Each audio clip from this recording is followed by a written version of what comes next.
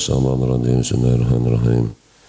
Alhamdulillahirabbil alamin. Allahumma shalli wa sallim wa barik ala sayyidina Muhammad wa ala alihi wa sahbihi. Amma ba'du, subhanaka la ilma lana illa ma 'allamtana innaka antal alimul hakim. La haula wa la ilaha illa billahil hakim. Afil Ghayatil Hisni, dan di dalam kitab Al-Ghayah yang ditulis oleh Imam Al-Hisni, Syekh Al-Hisni.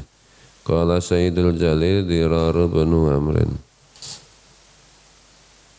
Sayyid yang agung, Sayyid Jalil Dirarun bin Amrin mengatakan, inna qauman tarakul ilma wa mujalasata ahlil ilmi.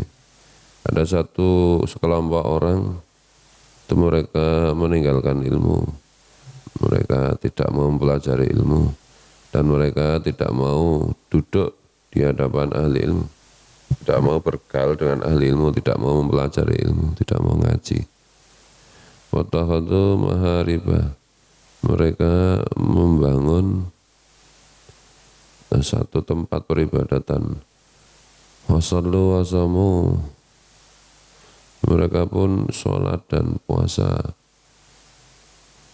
Hatta ya bisa dua hatim, sampai keringlah kulit di salah seorang di antara mereka.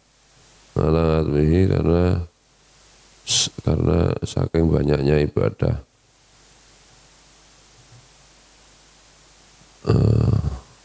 Khalafu wa halaku, mereka semaunya sendiri, tidak mau menggunakan ilmu, maka mereka pun rusak. Walladzi la ilaha ghairahu, demi tidak ada Tuhan selain dirinya. Mangamila ngamilun ngala jahlin illa kana ma yufsidu asara mimma yuslihu fasafahum bil halaki. Tidaklah seseorang itu mengerjakan sesuatu dengan cara bodoh, kecuali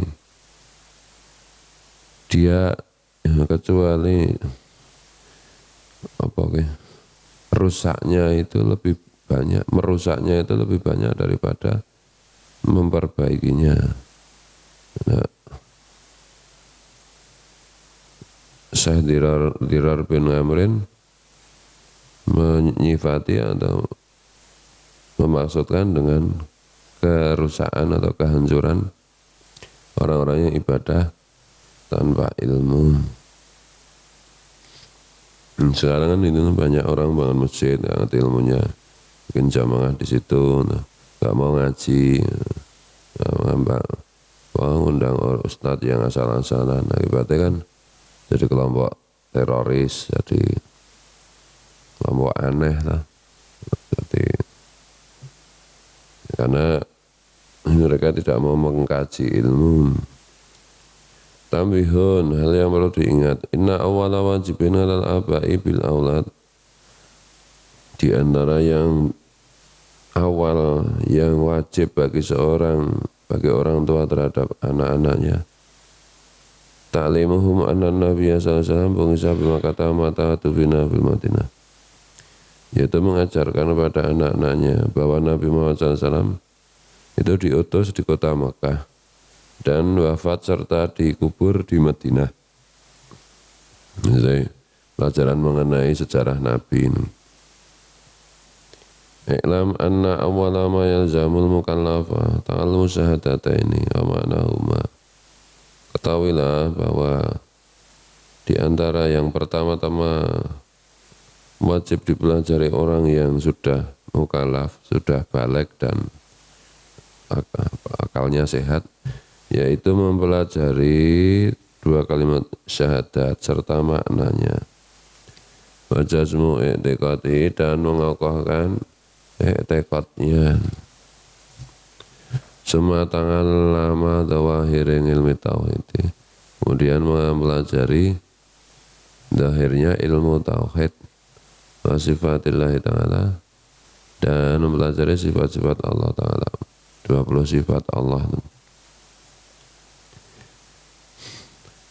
Wa illam yakun nganit dalili, meskipun pelajarannya itu tidak harus dengan mempelajari dalil-dalilnya.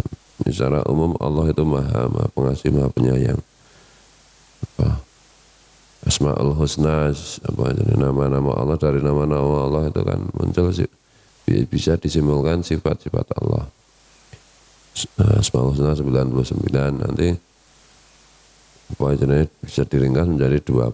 Nah, 20 sifat Allah itu wujud, kita baqa. Nah, kita kan sudah. Secara umum ya Allah itu maha ada, maha dahulu, maha tidak berakhir, dan seterusnya. Semua ma yahtaju ilahi liqamati faraidin. Kemudian mempelajari apa saja yang dibutuhkan untuk melaksanakan kewajiban-kewajiban agama. Karkanis shalah wa shaumi wa surutihima. Misalnya rukun-rukunnya sholat dan rukunnya puasa, serta syarat sholat dan puasa. Wa zakati in malaka malan nisaban, dan juga mempelajari hitungan zakat kalau punya harta yang sudah 1 nisab. Kalau karena hunaka sangin, atau kalau dia itu dalam keadaan berusaha, hitung-hitungannya gimana zakatnya.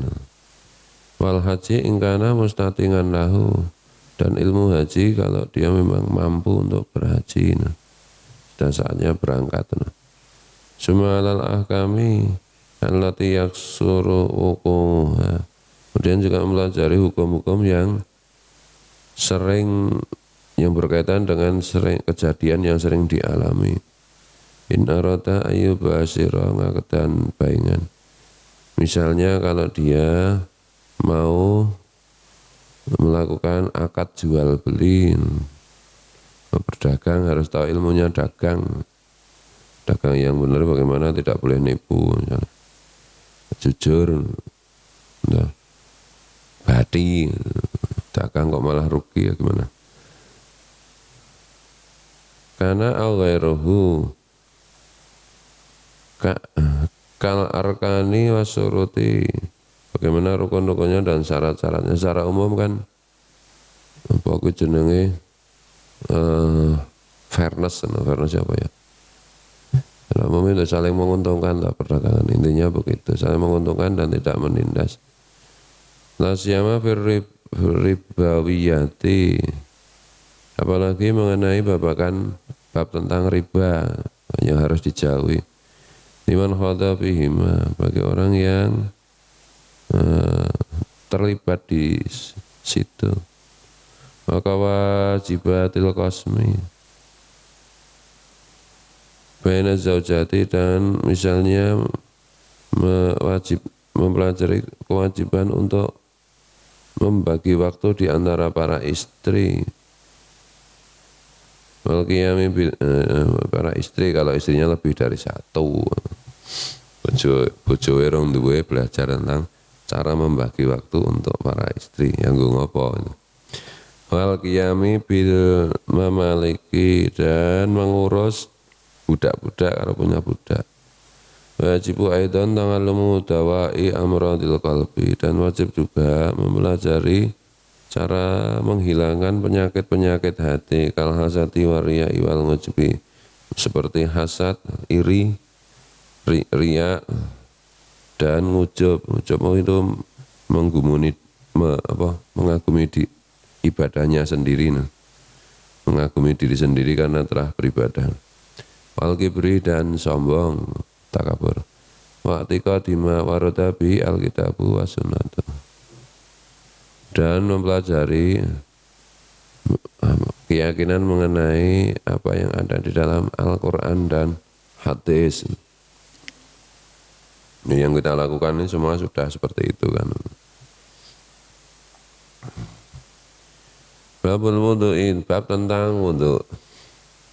Akhraja Asy-Syaikhan an Abi Hurairah qala, Imam Bukhari dan Imam Muslim mengeluarkan satu hadis dari Abu Hurairah.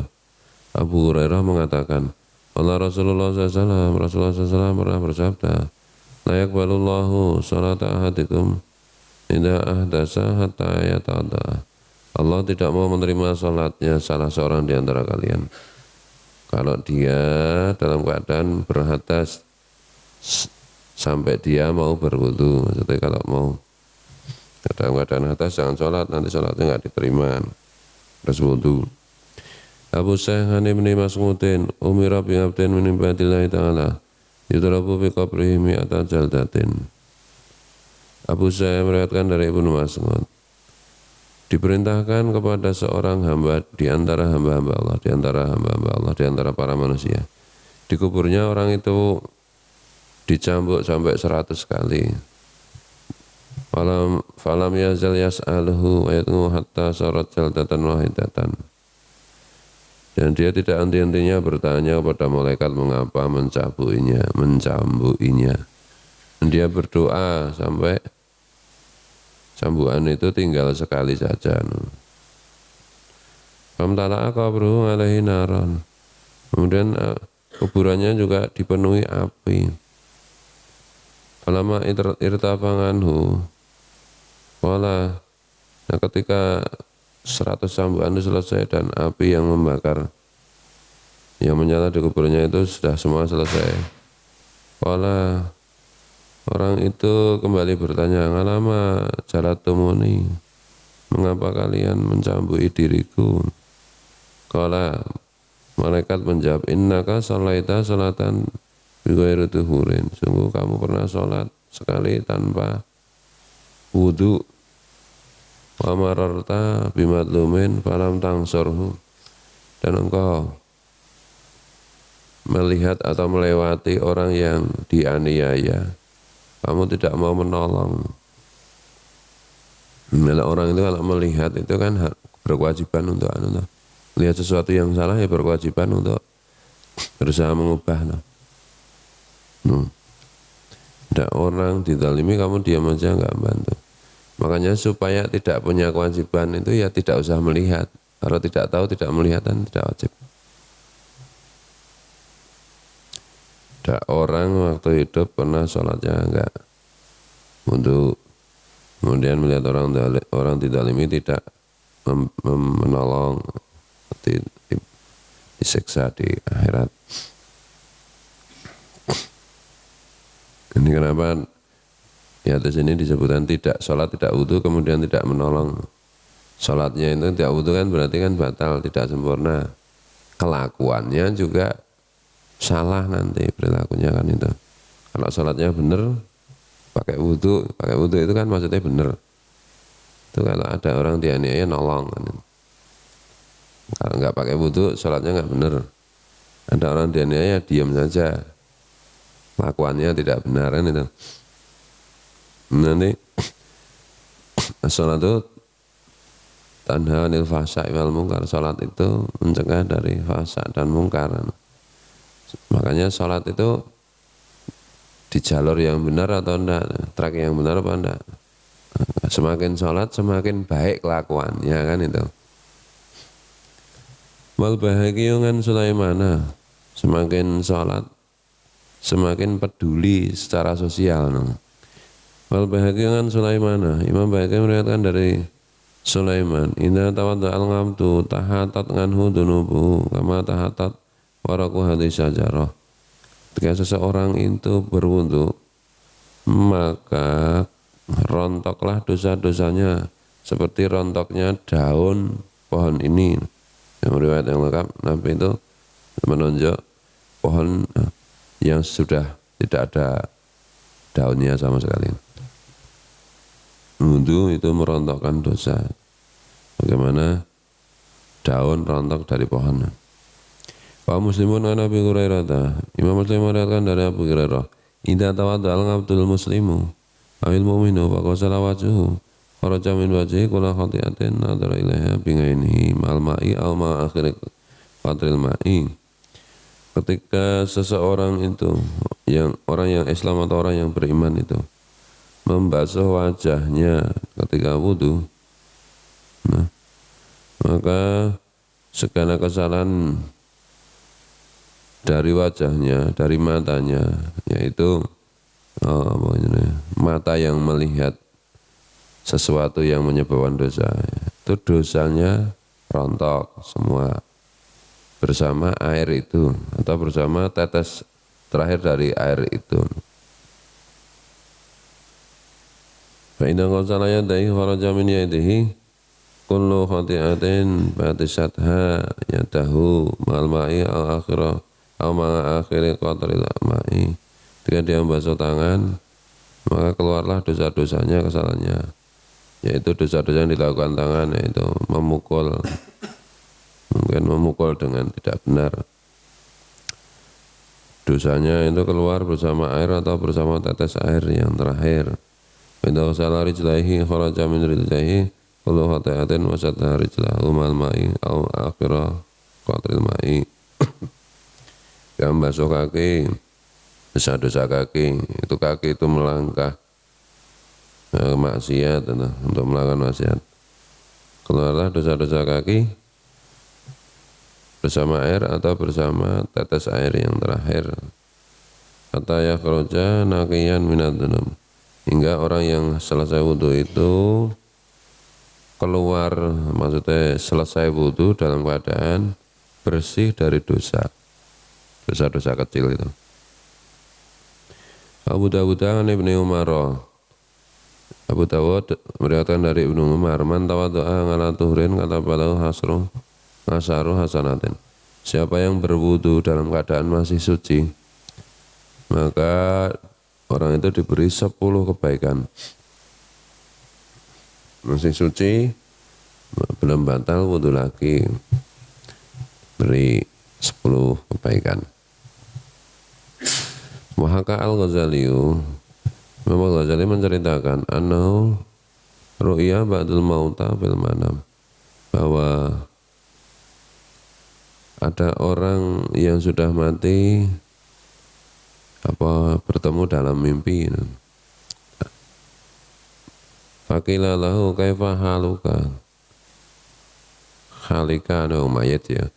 Faqila lahu kaifa halika, kemudian ditanyakan, apa kabarmu wahai orang yang sudah mati? Faqala shallaitu yauman bila wudu'in faqila alayya dibun yaruhuni fi qabri fahalimahu bisu ihalin. Orang itu menjawab, saya pernah satu hari itu sholat tanpa wudu. Nah, sekarang ini saya diserahkan ke satu serigala yang menggonggongiku di alam kuburku. Jadi ya, karena ada serigala ini, jadi kalau ditanya kabarku gimana, ya kabarku jelek. Benar. Cerita tadi. Waqiyah, dan juga diceritakan annahu kurang ya. Mama agak tekan gini gimana? Apa? Ya wes. Pak Wan wis teko to? Ya wes. Apa? Semene sik. Tak kira iki mau ki anu sih. Ranggen tak waktune ternyata masih. Ya. Allahul muwaffiq ila aqwamit thoriq wallahu a'lam.